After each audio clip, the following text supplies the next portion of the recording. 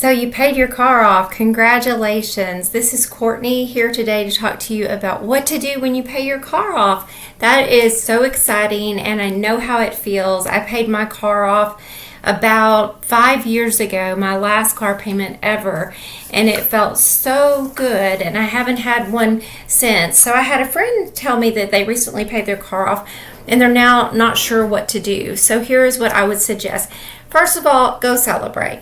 Don't go crazy, obviously, but go have a nice meal, enjoy yourself, and savor in the moment of that hard work and having that paid off car.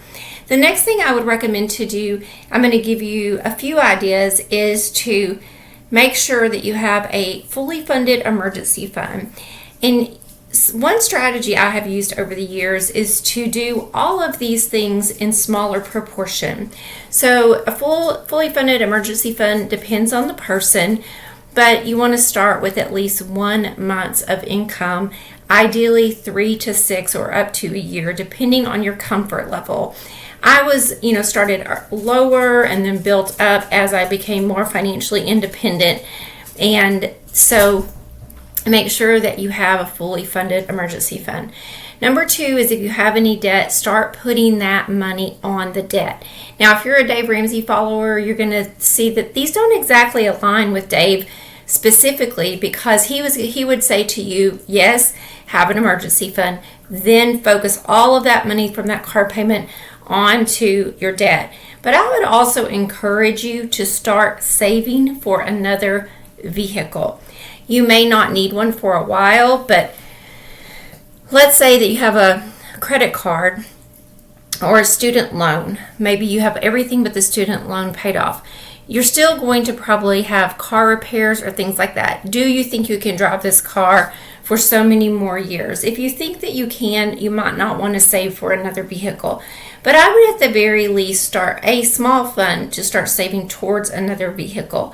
If you're the type of person who generally gets a car every 5 years and this is new to you, not having car payments, you might want to start a car replacement fund. And so I would definitely do that. Once you've done that, if you have all of those things in place, then I would consider investing. You might consider upping your 401k at work if you have that. We do not.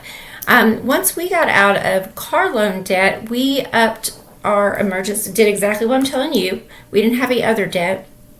We upped our emergency fund, and then we started fully funding our traditional IRAs.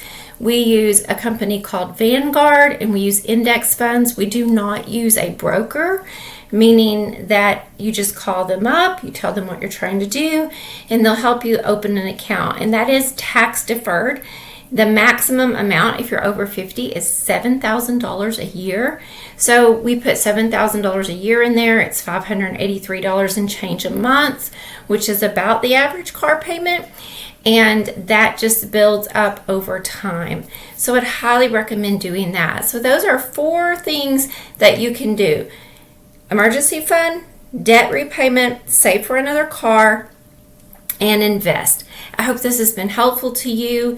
If you have any questions about this, please ask below, or any questions that you would like to ask me at all. I would love to share. I love video ideas, and I love sharing. It's very therapeutic for me, and I appreciate you so much. If you have gotten value out of this content, please give it a thumbs up and subscribe. Thank you.